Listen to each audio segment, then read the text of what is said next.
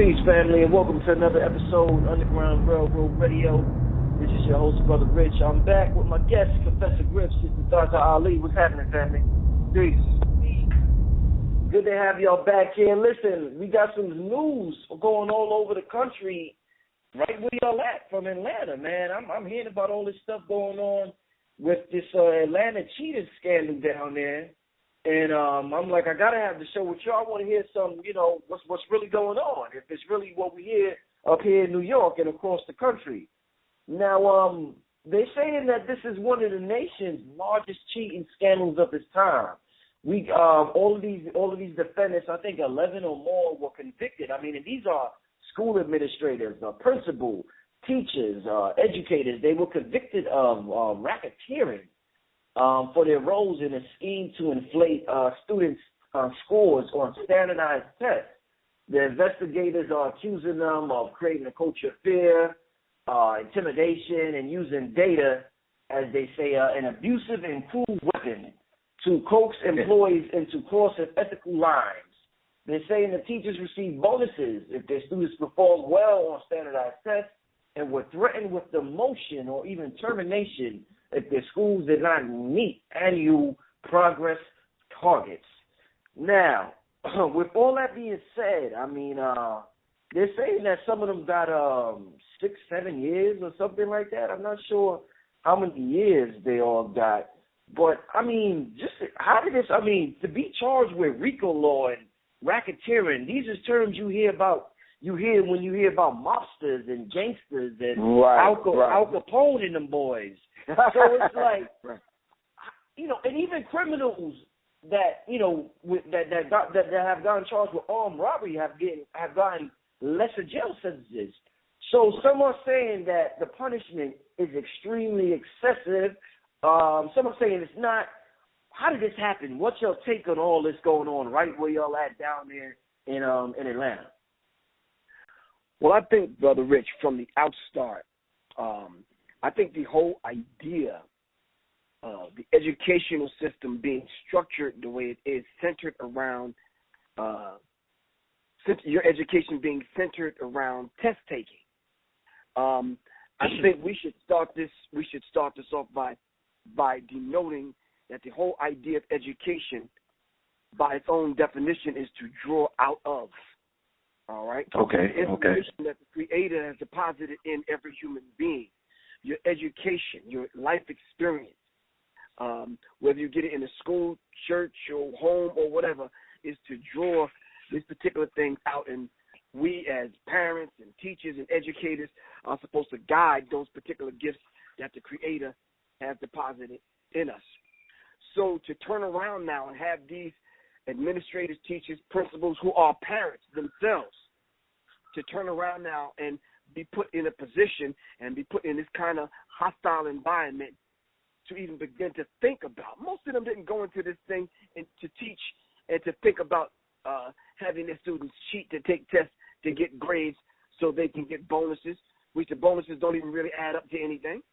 They didn't go and take this job for those purposes. You understand what I'm saying? So I think we need to understand how Dr. Amos Wilson put it, and I said it on our show last night. He said, how different would our education be if we went to school to learn to create jobs for ourselves? Then there would be no cheating. Cheating for what? Look at it like this, Brother Richard. I'm going to pass the phone to Zaza. These black educators, teachers, administrators, and principals were out of their way to help these students pass to the next grade or pass these particular tests to go on and be passed to the next grade dumber, because even if they would have passed and they wouldn't have cheated, they would still be miseducated. So we have to look at that particular dynamic and deal with it for exactly what it is. If they would never have helped these students pass to the next grade by cheating, they still would have been miseducated, Brother Rich. Yeah, that's the thing that and of course, peace to you, Brother Rich. That's the thing that really kind of gets me. I was watching an interview on CNN, and I think it was a former district attorney or somebody from Atlanta was being interviewed, and he talked about how how how unfair this was to the children. These are primarily minority children in poverty-stricken areas, and like he really gives a damn about these children, like the whole system really gives a damn about them. To put all of this blame. First of all, let me say these teachers, these administrators, we can't give them a pass for what they did. It was really stupid more than anything, because if you are a teacher, you should be in the system that you're in and involved in being an educator because you're doing it for the children, not just money, because clearly you ain't making no money. Teachers in this country, unless you have a certain seniority, do not make good money. So the whole idea of being afraid to speak out because you didn't want to lose your job, hell, you could go work at Target as a manager and probably make close to the same amount of money that a lot of these teachers make. So to not have any integrity about yourself because you're scared to lose your job, that's not a good enough reason, and particularly because these are black administrators and black teachers. They have a responsibility for what they did. With that being said, and acknowledging that they were complicit, I wouldn't even use the term guilty. I would use the term complicit, because when you research the whole concept of No Child Left Behind, it basically demands that it's a data-driven system, and that it demands that every year test scores at the school have to go up. So you have to exceed the scores that you had the year before and each year following in order to get federal funding from the government. And if you know anything about No Child Left Behind, you know that this was a product of the George Bush administration. Right. Yeah. This whole case, and I don't want to go too far because I have a lot of notes sitting in front of me, and it's a lot of stuff I want to say about this, but this is a lot bigger than just what's going on in Atlanta. Bill and Melinda Gates have a educational program that they've pumped $200 million into called the Common Core State. It's a Common Core State curriculum, and there's been a lot of things that have been happening in the school system behind the scenes to push this new method of teaching and reforming the system. And I think this is the Hegelian dialectic principle, which Griff always talks about, where they create the problem, then they come in as the heroes to give you the solution. So without going too far off into what I want to say, No Child Left Behind is the real problem here. And trying to pass tests opposed to educating children is the real issue here. And creating unmeetable goals. We could talk about the standardized tests being racially biased, which means that black and Latino children are going to have a harder time passing them anyway. The rabbit hole goes really deep on this. But to say that, to compare this to racketeering, and one of the people that they interviewed said that APS, Atlanta Public Schools, is like the mob. And they talked about how fearful all of the teachers and administrators were when they were being interviewed because they were scared of this one lady, Miss Hall. Really? It wasn't because you were being interviewed and could possibly go to jail? So I don't know. This whole thing, like people were this afraid to speak out, I don't know. It's just a lot behind this that's not sitting right with me. And then to give these teachers 20, they're going to serve 7 years, but the actual sentence is 20 years. And if I'm not mistaken, if they do something or get in trouble while they're incarcerated, they could end up doing 20 years. Is that right? Okay, so they're supposed to serve 7 years, the one who got 20 years. It's insane. It's absolutely insane. Now, to play devil's advocate for a second, I sense some sympathy in you and Griff's voice for these teachers. Now, growing up, everybody remembers their favorite teacher's name. Everybody remembers the teacher they don't like. They remember their name as well. It's one of the most important jobs in the world. Teachers have a huge impact on children's life, and it's one of the most important jobs in the world. Now, I'm trying to figure out, is the sympathy because they're black teachers? And the reason why I ask that is because what these teachers, if they are doing what they're saying they're doing, this not only impacts this child's life, but it impacts when this child grows up and they don't know what the hell they're doing in high school and they flunk out and then they go have children in high school, then they can't move up in the corporate world because they don't have no damn education. It affects their child's life as well. So just like a couple of weeks ago when we were talking about Jay-Z and his music streaming service, and Zaza mentioned drug dealing having a generational effect, teachers have a generational effect. What you put in that child's head in 1988 affects that man or woman's child in 2005. So I don't see how, I mean, in a sense, I see it's extreme, but don't these teachers know what the hell they were doing? We can't keep saying, Bill Gates this one, that. These teachers is trying to get these bonuses, whether they didn't get paid a lot or not. These teachers trying to get a little more cash in their pocket.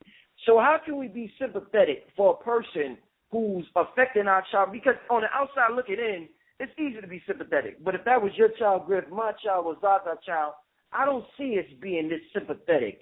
So is it coming from because they're black, or is there something else that you're seeing here that I'm not? No.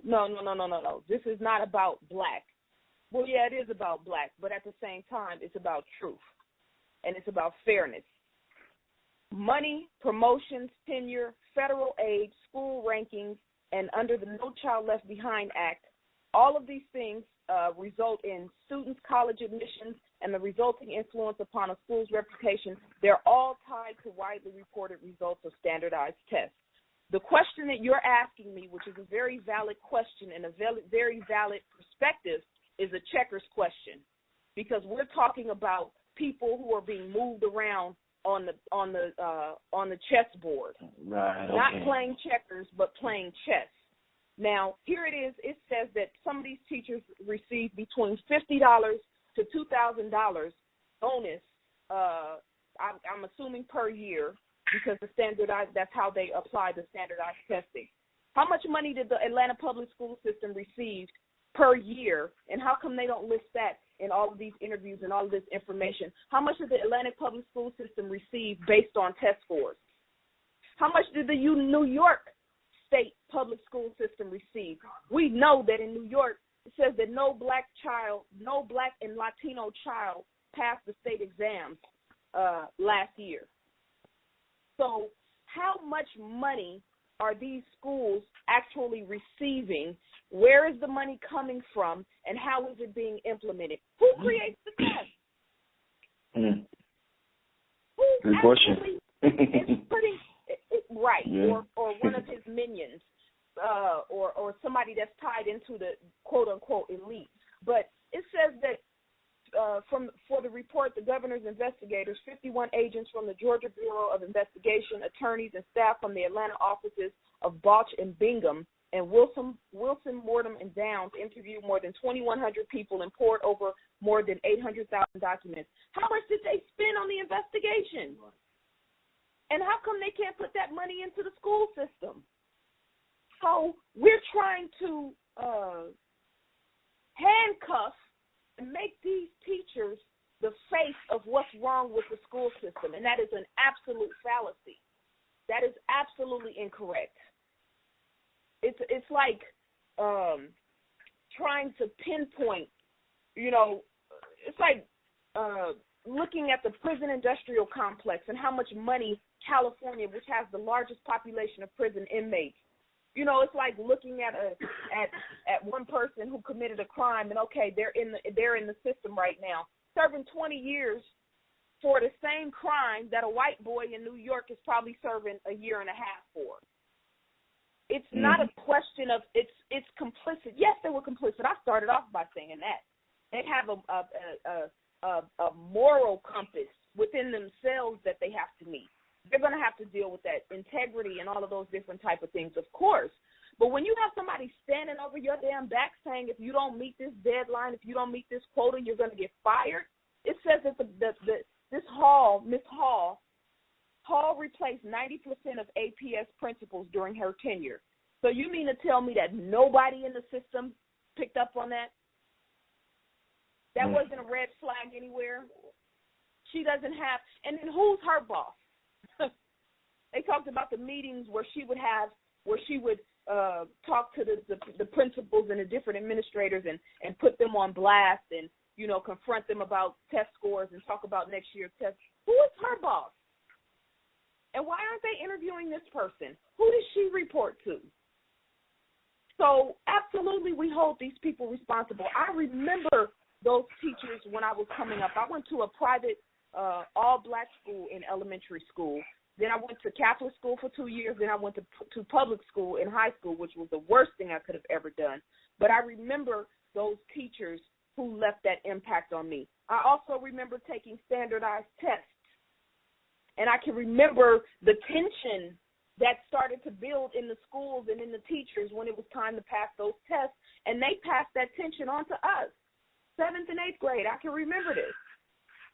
We also have to talk about the prison to school pipeline and how that ties into all of this. And the guy who was being interviewed talked about how basically trying to blame these teachers for, possibly alluding to young people ended up in prison. So you mean to tell me that students got passed from one grade to another because they had false test reports and nobody picked up on it for 10 damn years? So from the 2nd grade to the 12th grade, you got passed on with fake test scores and nobody in the system picked up on it? It's not the teachers. It is the teachers. Let me stop. But let me correct that. It's partially the teachers. But the whole entire system, they are working under a system that is handicapping them and that is forcing them to create results that are not realistic and that are not based on educating these students.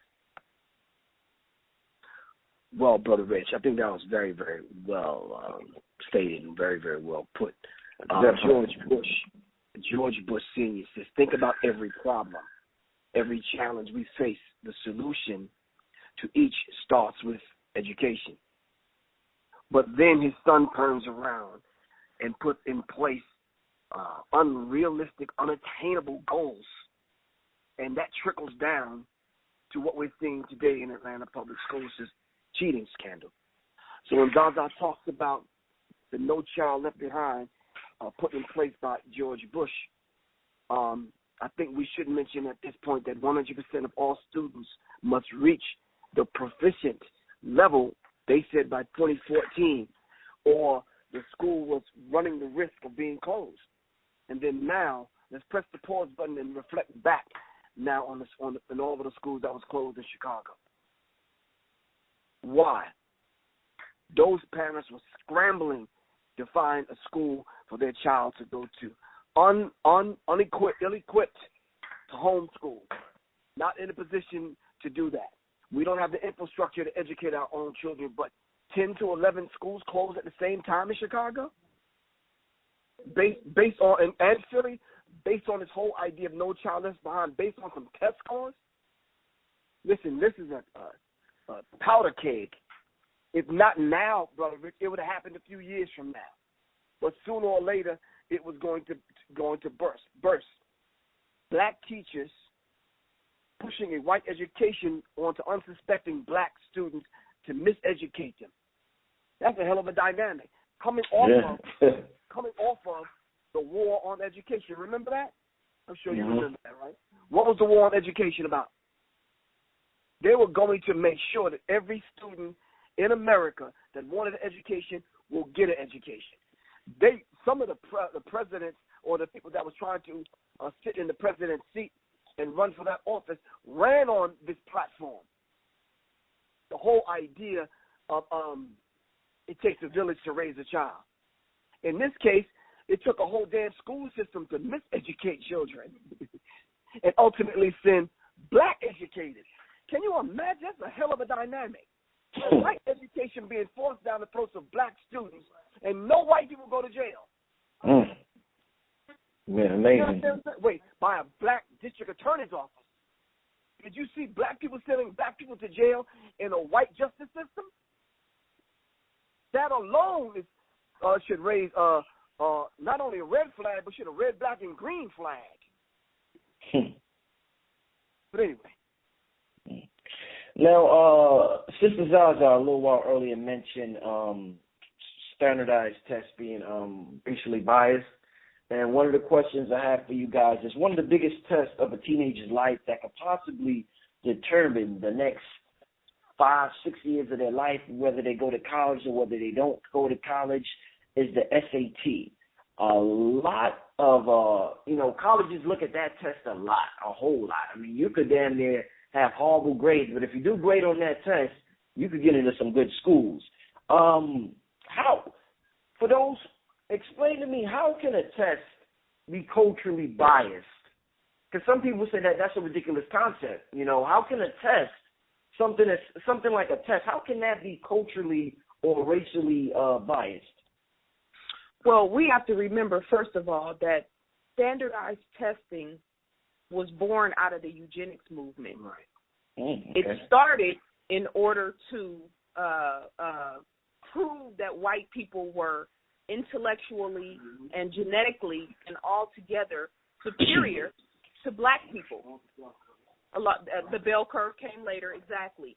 So it's rooted in being racially biased, and it's not a test that it didn't start off with the concept of weeding out smart people and pulling in intelligent people. It started with the precept of proving that black people were inferior. So we have to keep that in mind. If you research Dewey, John Dewey, who is one of the most prevalent and prominent European scholars, he had the same state of mind. And his scholastic, if that's the word, is that a word? Scholastic work is still embedded in all of the United States curriculum in the school system right now to this day. The Dewey Decimal System, exactly. All right, so we're talking about embedded racism that has carried over for 100 years now. So when we talk about how can the test actually be racially biased, we have different environment. You being from New York and me being from Cali, right? Mm-hmm. You see things and you've experienced things differently in New York than I've experienced in California. Now, we have a common bond because of our just being brother and sister from nature, but you see things different from a New York perspective, and I see things from a California perspective based on how I grew up. That impacts the way you see the world, the way you interact with people, the way you respond to people. I've been to New York. You got to be on your toes at all times. Like, you got to be on your toes at all times. The noise level, the just the whole culture of the environment, it has shaped and fashioned you in a certain way. Me being from Oakland, growing up in East Oakland, growing up in a high crime area, growing up and seeing crack decimating my community, still seeing that black cultural aspect of Oakland. I have a different view and perspective on life, so it impacts me and it impacts the way I see things. Now, can you imagine me and you, two different coasts, two different perspectives, taking the same test as Becky and Ashley, who live in the Hamptons and who live in Danville, California, who have parents who make $200,000-$300,000 a year, who go to some of the best schools across the country? Can you imagine us taking the same test and being asked questions about language arts and social, different social dynamics and history? Do you think that you and I would have a different perspective and different responses to those questions? Well, definitely. Yes. Okay. So then that answers the question. Brother Rich, I got lost in the question. I went to when the first question was asked, I immediately went to my to the bookshelf to pull down some books and forgot the damn question. I was asking about, one of the most important, the SAT. How is it culturally biased? Well, when you're dealing with the whole idea of culture, if you define that particular term, as we know it, culture, well, as I teach it, not as we know it, culture is everything that we do. How we speak, how we walk, how we talk, how we communicate, how we resonate with the Creator, nature, how we do things. That's culture, and a lot of times education is passed on via the culture. That includes the ancestors, both seen and unseen, reality, seen and unseen. So when we speak of family, the average family, culturally speaking, may just speak about mom, dad. You know, it depends on your who's in the home. But when we talk about family overall, people may say mom, dad, my brother, my sister, and the dog, according to white people. So they may not mention auntie and uncle. They may not mention grandma.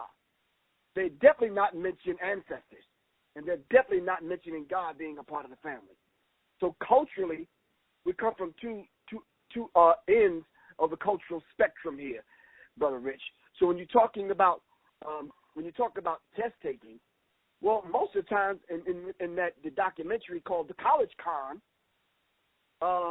test taking is passing a grade in college is nothing but test taking. You can get with your frat brothers or sorority and get together and sit and don't study the whole year, but a couple of nights before the test, learn how to take the test, pass it, and you're good.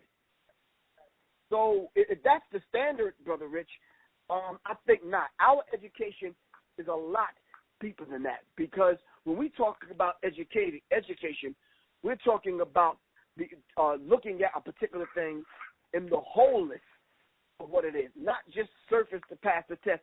99% of the people I know, including the woman sitting across from me, can honestly admit, and you on the phone can honestly admit, we basically graduated high school knowing nothing.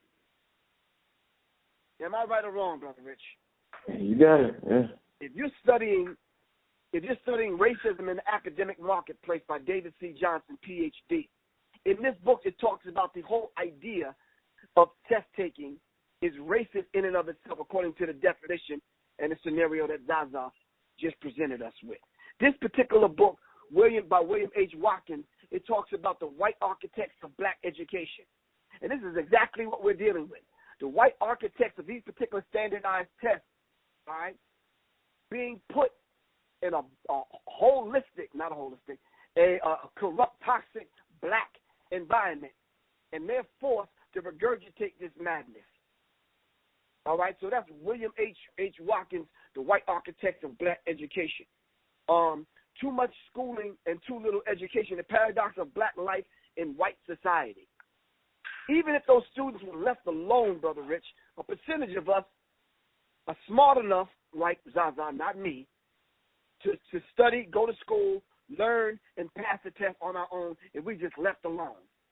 If we were just left alone. God forbid if the weight of racism was off of us, we would probably surpass white people in their educational system, which we often do. You understand what I'm saying? The last book, Brother Rich, is the one that's probably the most important in having this discussion is Testing African American Students by Asa G. Hilliard. Baba Asa G. Hilliard. We know he was part of the Boule, but Asa G. Hilliard left us some valuable work here when he talks about how black people are able to have their language taken away from them. We're not able to communicate these ideas that white people try to force at our throats, yet we turn around and we still ace the test. Let me say something real quick. We were in New York. What was that statue that we saw at that museum? Who was that? Which president was that? With the African slave on one side.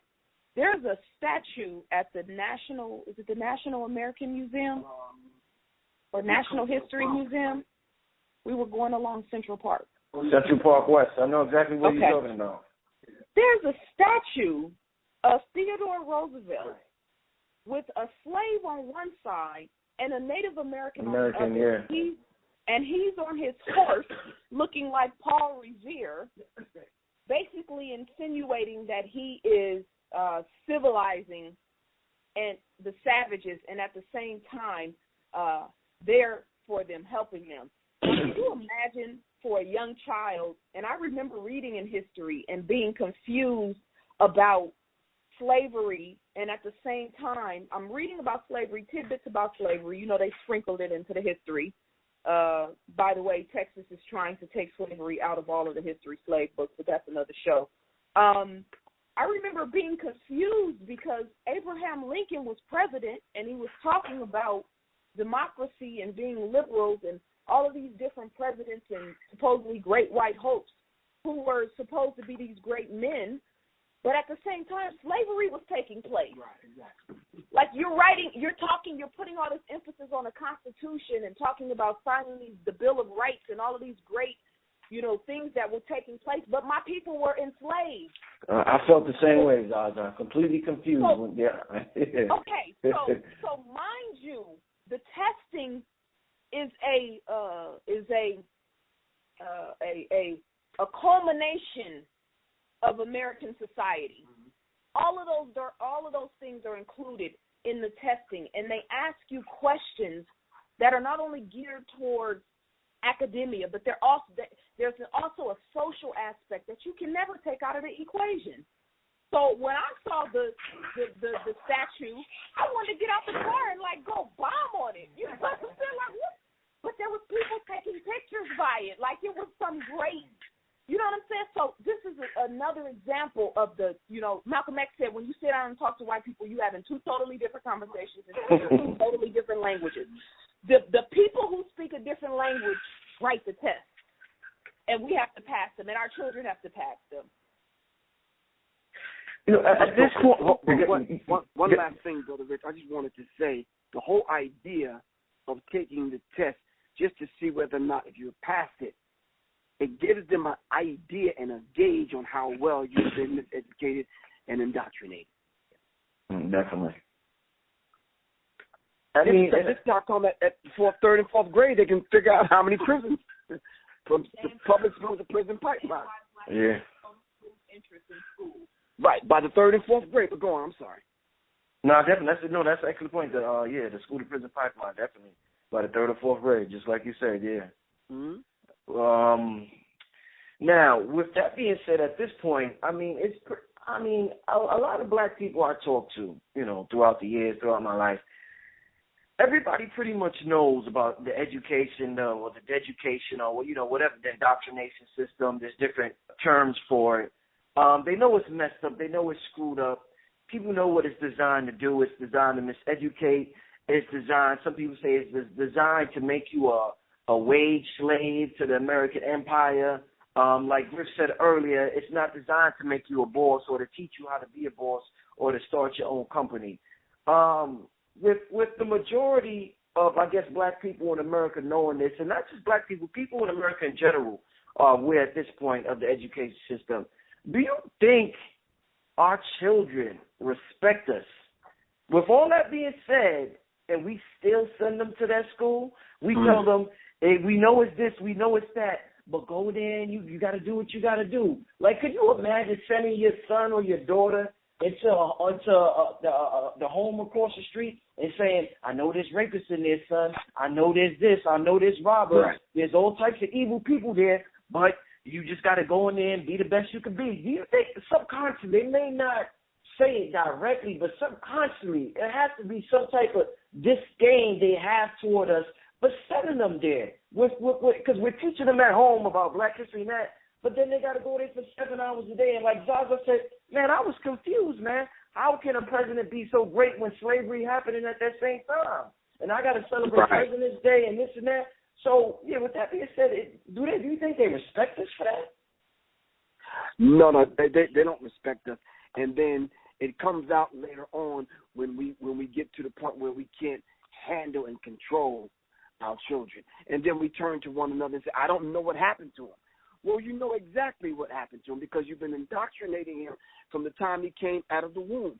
Out of the womb, he's been indoctrinated with vibrations and frequencies, hearing the voice of people in authority, watching you as he grow up and seeing your body language and how you cow down to white people that are in authority over you, seeing how you maneuver through your daily activity, having to deal with white people, never taking the time out to sit down and check the homework or help with the homework or to make sure they're prepared to go to school. Listen, when I used to tell my sons to take 2 sets of notes when you go to school. I meant that. Take the notes that you have to take to get you to memorize that madness so you can pass the test, and then take the real sets of notes that you're really going to need to maneuver your way through racism, white supremacy. And we have to understand this particular dynamic. Too many parents, I often hear parents say, I want my child to get a good education, but you're sending your child to the very same people that miseducated you. That is ass backwards. You know what that is? That's a miseducation of the unconscious Negro. Yeah, I absolutely, and it goes well beyond education. And I can see how young people right now, this is a different breed of young people. There's some warriors out here and rebels who have misplaced, frustration and don't really know what to do with it. I absolutely think that they're looking at our people as a whole and saying that we're weak. But what they have to understand is that, we've had generational progress, and I think young people would do themselves well to be a little bit more versed in history, because most of the elders who they and we criticize came up in the same system that we did, and it was actually probably worse because of the social climate was worse at that time. So the whole idea of going to school, get a good education, go to college, get a good education, and then get a job for the, in the 60s and 70s and 80s, that was like the pinnacle, because the generations before that couldn't do that. They couldn't go to any college, and they couldn't go to any school, and, there were a lot of doors that were closed. So for them, looking at this generation, they're like, what are you complaining about? As long as you get good grades, you can get a scholarship and go to any school that you want. But the conscious among us know that you can go to Yale and be just as stupid, you know what I'm saying, as the brother off the block who's reading, who's got a library, a vast library, and who's self-educating himself. I had a friend who we were walking one day, and we were talking about education. She had a bachelor's degree in English. Do you know she thought that Carthage was in Rome? Did you hear me, Brother Rich? Yeah. I'm listening. Yeah. She thought that Carthage was in Rome. I'm looking at an article that says more than half of black college graduates are underemployed. So, yes, I think that our young people are looking at, our elders and kind of looking at them sideways. But at the same time, it's time for us to start looking in the mirror and figuring out the best way for us to handle this whole idea of education. Okay, your parents handicapped you being in the school system. Now what? Are you going to strive to go to college to get a degree that's just a piece of paper that's probably not going to get you anywhere? Or are you going to step back and say, okay, let me think about this strategically. What's the best way for me to become self-employed? And I think that's the most important thing for young people right now. I was talking to my niece recently. You don't need to go to a 4-year university. Go to a community college, pay that little, couple of dollars to take those classes, to get those general classes out the way. Then figure out what you want to do, because most people go to college to figure out who they are, not what they want to do with their life. Right. You figure out what it is that you want to do, then go to the university and play that game. But I think we have to kind of totally reassess, and we can't look to the elders who don't understand the nature of the war that we're facing right now. Some of them ain't going to never get it. I was somewhere and the sister was talking about she needed her Bible because she was feeling stressed out. I'm not trying to convince that sister about nothing. Nothing at all. I said, okay, sis, I feel you, queen, and kept it moving. And she looked like she was in her 60s. That's a lost cause. But for young people who listen to you and all of the people who you have on your platform, you got to kind of step back and start reassessing the whole concept of education, because we can't keep blaming the elders, for what they didn't do, because in 20 years, 30 years, 40 years from now, it's going to be another generation of young people that's going to be blaming you for what you didn't do. I want to use Dr. Umar Abdullah Johnson as an example, because he is probably the most popular speaker that's not black speaker that's not on television, and he has a huge platform, travels all over the world. Like I said, probably more than any other black speaker at this time. And when I hear about school or when I read about this, I think about Dr. Johnson because that's what he focuses on, and he deals with that in psychology, and he's been dealing with that since I remember the first time I seen him, I think about 2007 at Long Island University. He's trying to open up a school. Everything that's being said, we have people all over always asking for solutions. Well, what's the solution? Well, Dr. Umar has come up with a solution where he's trying to build a school where you don't have to send your children to these same schools that are miseducating them. But he hasn't raised the amount of money that I guess with his platform and his impact, and I thought he would have raised by now. And my question is, why do you think, because we know this and because we ask for solutions and we have a person with a platform, perfect opportunity, it's not like nobody knows him and they say, who this nigga coming out here talking about he ain't opening up no school. The brother has the platform. He's in the perfect position to do something that needs to be done, solution-oriented, and yet he's still having a problem raising the proper amount of funds to open up the school. What's the problem there? Well, I'm thinking, Brother Rich, I think that's very systemic in how black people feel and think about ourselves. That kind of deals with the self-hatred. We don't value education, so we don't think that we as a people are qualified to educate one another. You understand what I'm saying? Mm-hmm. So I think his efforts are good. Whether or not being popular may not be the thing, Brother Rich, that's going to galvanize our people in supporting someone if they as an individual wanted to open up a school. Shit, I'm popular, but I'm not going to call people to come open up a bakery if I don't know a damn thing about baking. Or if the people don't trust my cookies making ability. Do you understand what I'm saying?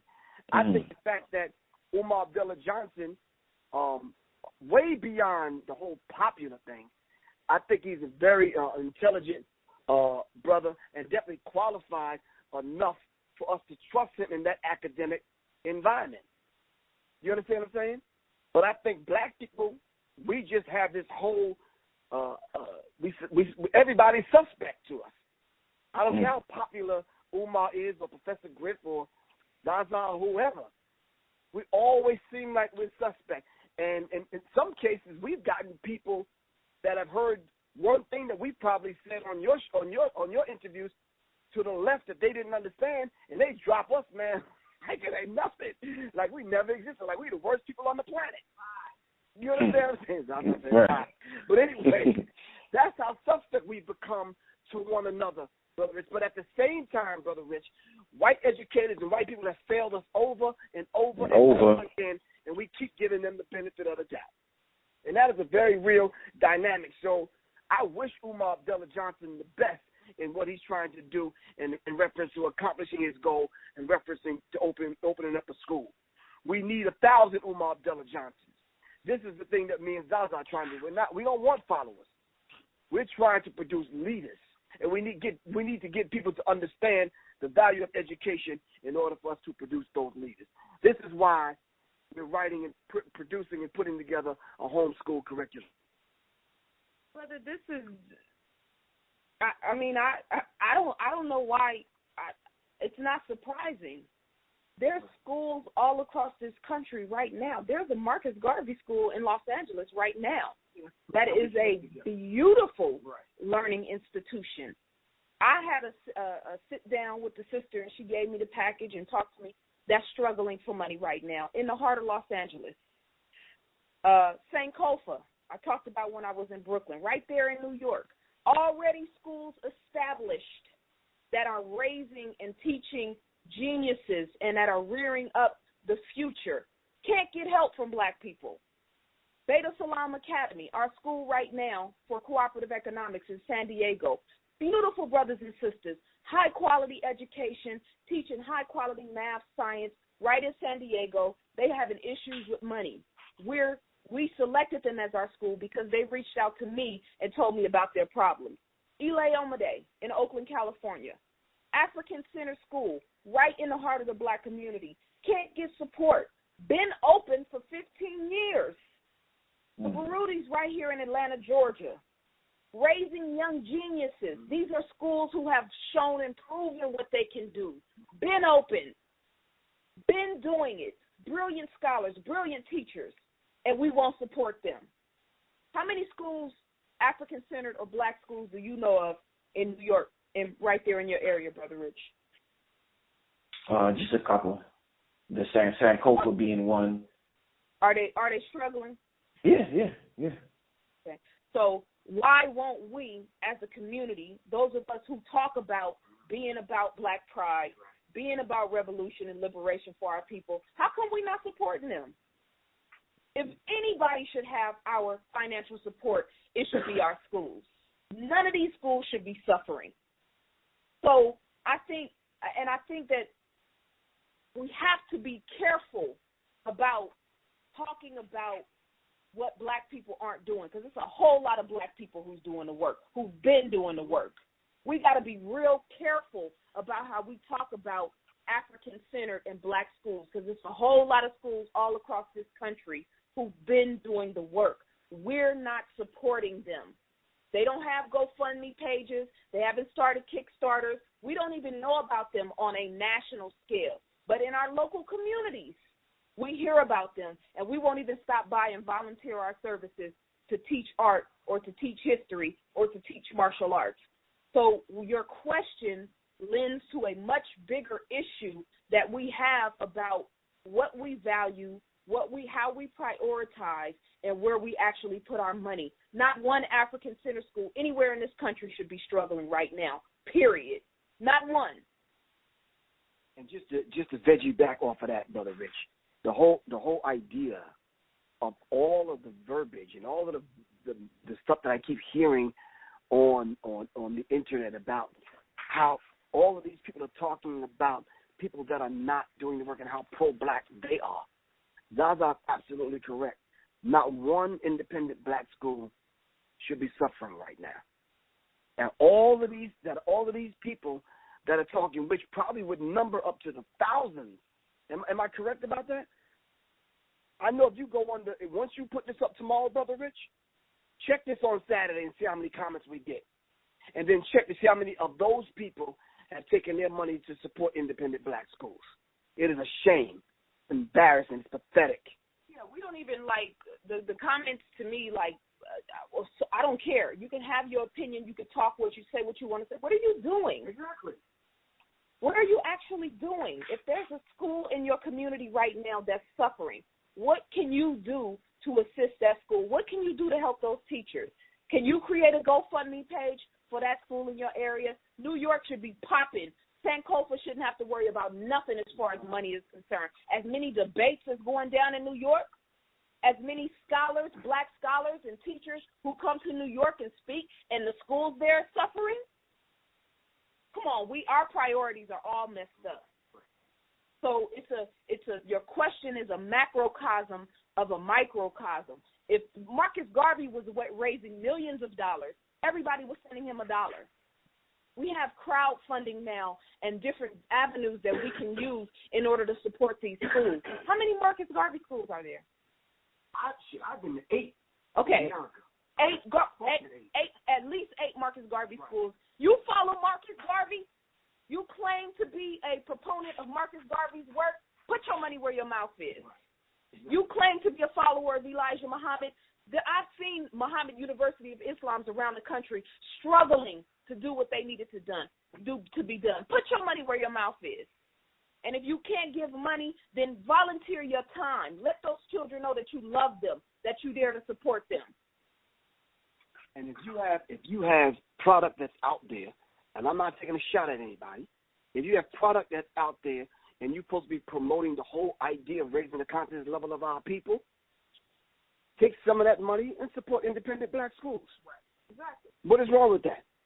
You could quietly support some of these teachers that would not have gotten arrested because they wouldn't probably need to cheat to get that little bit of chump change, $50 to $2,000 bonuses, Brother Rich.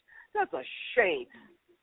But not only that, Zaza, the people that are getting money from the conscious community can take some of that money and quietly fund some of those teachers to teach and do extra credit online, extra classes online. Them teachers need to go home, turn on their computers, and we need to fund them for them to get with some of those students, to teach those students, to bring them up to par on whatever subject they need to be brought up to par with. Those are simple solutions. Right now solutions, as John Ali said. Right now solutions. I got one more question for you guys. Now, all over, just thinking about what happened with these teachers and, like Griff said, what they did for these little crumbs that they got from these bonuses or whatever. All over America in different institutions, people are sacrificing their integrity, whether it's a police arresting someone for no reason to fulfill a quota, whether it's a teacher fixing a test score to keep a job, whether it's a doctor prescribing medication knowing damn well you don't need it, but he want to get that check from the pharmaceutical company. Right. And all of them are saying the same thing. I'm doing what I got to do to take care of my family. The infamous self-preservation is the first law of nature. And when they hear Professor Griff, when they hear Sister Zaza, when they hear Dr. Umar Johnson or Reverend Phil Valentine, you guys make them upset sometimes. Why do you make them upset? Because you remind them of what they shouldn't be doing. And, that sometimes it hurts to be reminded of what you should be doing, knowing damn well you're not doing it. So what direct advice, because this is happening all over America, people sacrificing, throwing their integrity, throwing their pride out the window for a couple of dollars just to pay rent. What direct advice all over America, all over the world will you have for these people sacrificing their integrity for this rat race in America? Well, I think it was John Henry Clark that says, whoever's in control of your hell, that's your devil. You understand what I'm saying? Say that again, Griff. I didn't hear you. Say that again. John Henry Clark said, whoever's in control of your hell, that's your devil. So you can prescribe to whatever hell that you want to. Whoever's in control of it, that's your devil, man. And that's very real. But does the end justify the means, Brother Rich? I don't think so. Not when it comes to education. Because if you ask 10 people in a room, politicians, educators, whomever, clergy people, religious people, spiritual people, what is their definition of success, you'll probably get 10 different answers. If your education has anything to do with that, good. We applaud you. But there's different forms of education, Brother Rich. So we need to understand, coming from the black experience and the black perspective, I was trying to get my son into a training program that was financed and controlled and run by the union here in Atlanta, Georgia, where they would take my son and train him how to be an electrician. At the same time, he's going to school with them. He has OJT, on-the-job training, plus, Brother Rich, they were paying him. That's a hell of a thing. So he could have gotten that experience. He would have been in the union. And then I told my son, wait a year, breathe, be you, hang out, do whatever you want to do, get it out your system. And then if you decide to go to college, that's a beautiful thing. You'll have a trade. You'll know how to do something with your hands. That's a science, Brother Richard. Dad needs to get with their sons. Moms need to get. I know I'm skirting the question, but I had to get this out, Brother Richard. We have opened up my entire library to give people a different kind of education, Brother Rich. Now, nowadays, I'm going to be honest with you. If I decided to go to school next year, I'd have to think in terms of taking out a loan or Kickstarter campaign online or GoFundMe or something, because just to get a degree online, Brother Rich, a Bachelor of Science, degree online would have cost me over $22,000 online. I got a Bachelor of Science degree in education, Brother Rich, from one of these universities online, partly 85% was based on my life experience. But I still had to prove to them, Brother Rich, that I can pass the test. I know what I'm talking about. I can adequately. I know the subject. I can adequately teach the subject, and I had to prove this to them via online classes. So I'm saying there's a different kind of education that we could get that can advance us. Everybody that helped build these different societies, Brother Rich, everyone didn't have a degree. My dad didn't have a degree, but he was the best dad at what he did.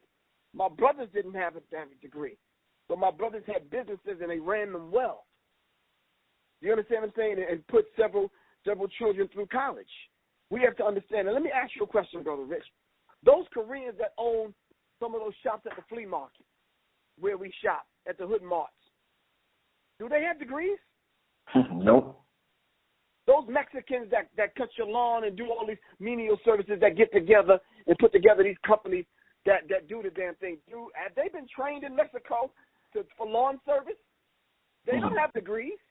The people that sell you that chopped up cat, rat, and dog at the Chinese place, them people weren't chefs, didn't go to chef school or culinary school. Am I right or wrong? They don't have degrees. So we have to understand the particular dynamic. And to get an education that fits the needs of our people. And that's very, very, very important. So we opened up the library here. And we do a DVD sale every single month, Brother Rich. And my thing is, it's imperative now that you as a parent, brother, you have children, Brother Rich? Not yet, no. Okay, brother, you have to start right now preparing your library for eventually being in a position as a dad to educate your son or your daughter. Am I right or wrong? Yeah. Here you go. Yeah. Why do you have an alarm set for 12 o'clock? Oh, good. Yeah. Okay. So anyway, the first thing I would say, Brother Rich, is make a decision.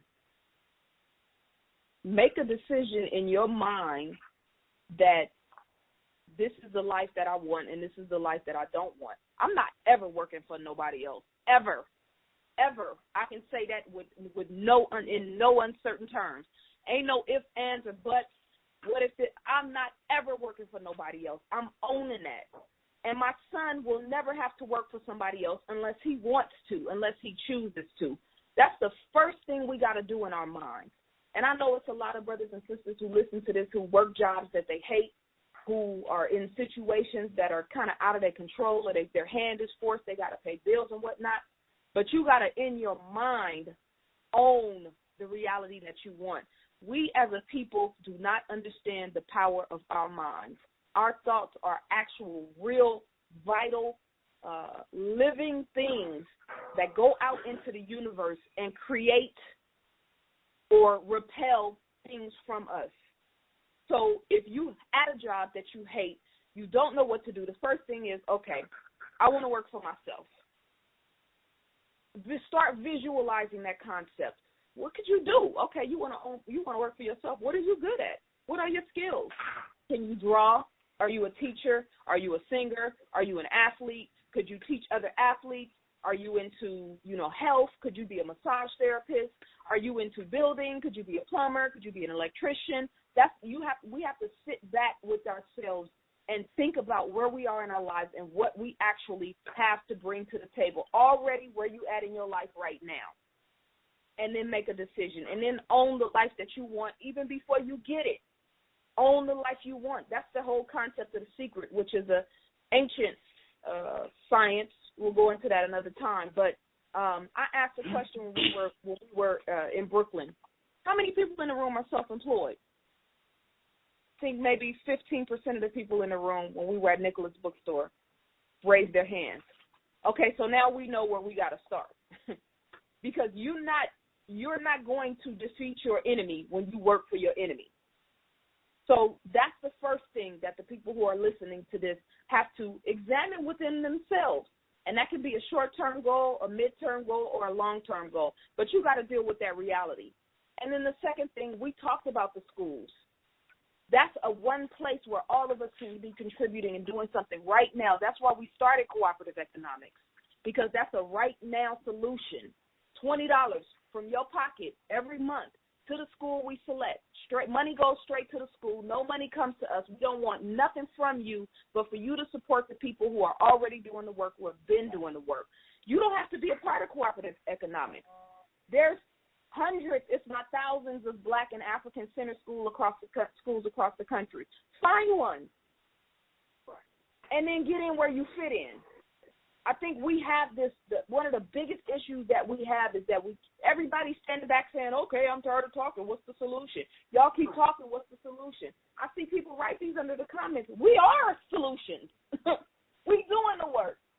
We doing what we're supposed to be doing. Not only teaching our people, but also writing a homeschool curriculum, which is God-centered, taking our people right back to the God self, taking our children right back to the God self, using current modern pop culture, hip-hop, using the system of racism, white supremacy, using history, using all of the scholars, all of them. We ain't discriminating against none of our brothers and sisters because all of them contributed something great. Putting together the best minds that we have and creating a homeschool curriculum so we can empower the parents. So you don't have to worry about your child not having a school where they can go to. You teach them.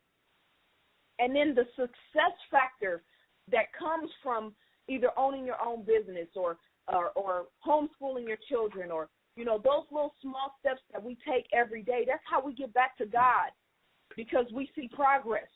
That whole idea of force and motion, that's God. So find out what your niche is, and if you don't have a niche, figure it out. Because we keep talking about building a civilization, but what can you contribute to the building of a civilization? What's your thing, Brother Rich? What's your niche?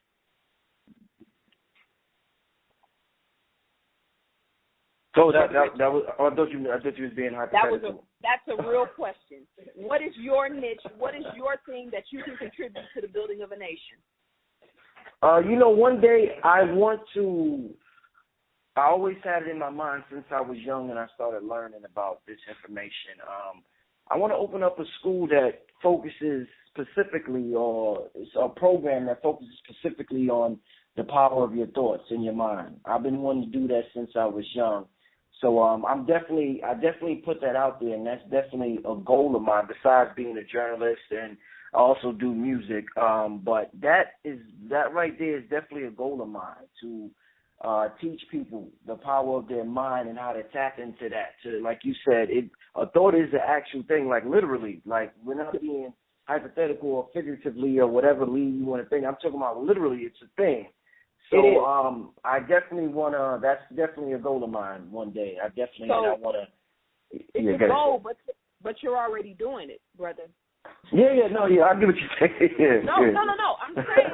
I'm saying, and I'm not trying to counter what you're saying. I'm saying I see God in you, and I'm saying that I see the impact of what you're doing and how your platform is changing people's lives. I can't tell you how many people have written me or contacted me about something that was said or done by me or Griff on your show that they never would have heard us or known of us because of your platform.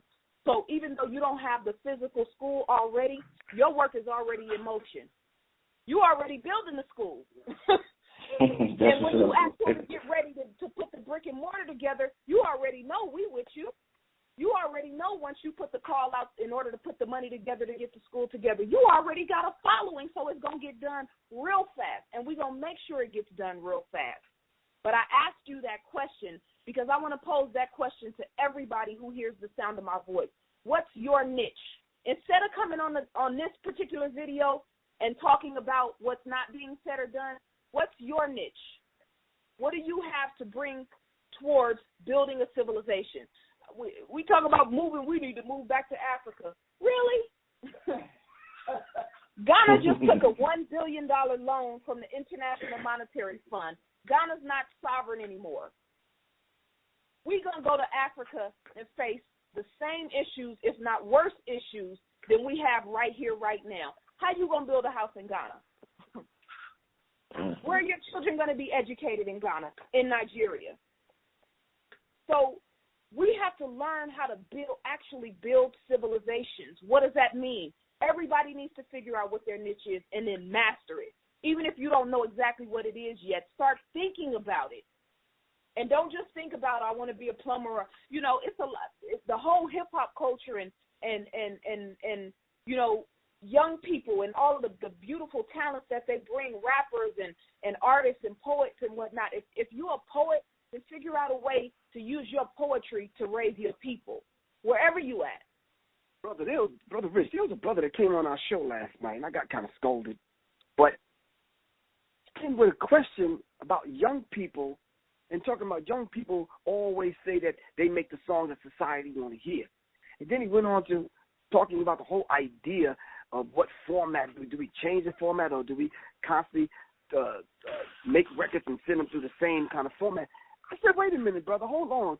If young people are saying that, then they must have an idea on how they're going to get their songs out. Young people, Brother Rich, make a way. We sit back and pontificate, yank each other's chain and dream and hope and pray. Young people say, the hell with that. They make it happen. Am I right or wrong, Brother Rich? Let me ask you a question, Brother Rich. You picked up that camera. You bought a microphone. You got a tripod. You decided to be a journalist, right or wrong? Right. I don't know if you went to school for that, because you're a damn good journalist. But it's an idea that you had. You got the necessary equipment, and you making it happen. Am I right or wrong? Yeah, you got it. Yeah. I've seen three things that blew my mind from young people. I'm going to be real quick. One, I wanted to do an exhibit of my photography, right? I got a very expensive camera. I started shooting. I'm pretty good at it, but I wanted to do an exhibit. You know something? I felt a shot in the arm when this young kid told me he did an exhibit. I said, okay, well, what are you shooting with? He said, surprisingly enough, I don't even own a camera. I said, well, how did you shoot pictures? He said he would take his money that he would get from his mom and dad and go to the drugstore and buy those Instamatic little cameras that you can kind of shoot that come in a little cardboard little thing. Yeah. He used to shoot and take it back to the same drugstore to get his pictures developed. And he just got them blown up. He put them in nice frames, and he had an exhibit. Wow. See, we make a way, Brother Rich. Yeah. You're right. You're right. You understand what I'm saying? I met a young brother, who shot his video with his cell phone. He got a video up on YouTube, but he shot it with his cell phone. I'm like, God damn. I'm like, all right, we make things happen, man. Because we just have it in us to do that. Me and Zaza see a need to educate the masses of our people, regardless of what religious or affiliation, political affiliation, or whatever. So we decided to come together, to put whatever we know together, and call out to our educators around the country to put together this homeschool curriculum. And, Brother Rich, guess what? We will not fail. Not ourselves, not our ancestors, not our people, and not the Creator. It's done. We just need to get the physical product in your hand. That's all. Yeah. So when you decide to have your little baby, Brother Rich, you'll have a whole school curriculum to educate us. I hear that. That's what I'm talking about. Get the people your contact info and let them know what's coming up, y'all. All right, cool. You can contact me, Professor Griff, at 678-557-2919. Please take that number down so you can contact me about the Divine Goddess Principle that's happening Saturday, May 23rd. We're bringing in Dr. Francis Cress Welsing on May 23rd, Saturday here in the ATL at Fulton County Southwest Art Center. Listen, we're honoring Joy DeGru, Ava Muhammad, Amina Matthews, and Tanetta Muhammad. And Marimba Ani is going to speak, Zaza Ali is going to speak, and the keynote speaker is Dr. Francis Cress Welsing. And the host is yours truly, Mr. Professor Griff. And Detroit this weekend? Oh, Detroit this weekend. We're going to be in Detroit this weekend, as a matter of fact, at Nandi's Knowledge Cafe on Woodward in Highland Park. We're going to be there for 2 days, the whole weekend, Saturday and Sunday, at Nandi's Knowledge Cafe in Highland Park, right on Woodward. That's right in Detroit, in the hood. So come on through. All right. The last thing, Brother Rich, we're having our DVD sale, our monthly DVD sale. And my book, we are taking pre-orders right now. Thank you for the reminder, sir. We're taking pre-orders right now. Email me at blackmatters2015@yahoo.com, and I'll give you the information. The book is going to be released on May 15th, 2015, and also our DVD sale. We do them every month. Open access to Griff's huge library. We select a certain number of DVDs, 8 DVDs for $30, and we use this money to fund the different projects that we are working on. So we appreciate all the love and support. And, of course, Brother Rich, as always, thank you for the platform. We appreciate you, and we will definitely be looking forward to next week. All right, y'all, and this is Brother Rich. Don't forget, y'all, check out the website, www.undergroundrailroadnet.com. And on that note, we're signing out. We'll see y'all next week. Peace. Peace. Peace.